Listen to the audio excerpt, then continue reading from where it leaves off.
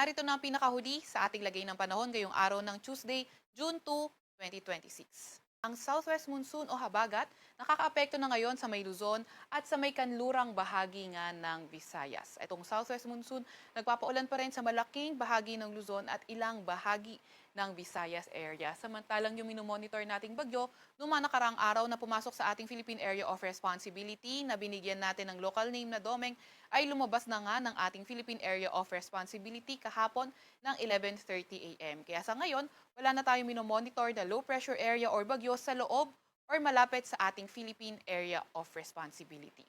Para naman sa lagay ng panahon, ngayong araw inaasahan ang occasional rains. Yan ay sa may Zambales, sa may Bataan, Cavite, Batangas at Occidental Mindoro.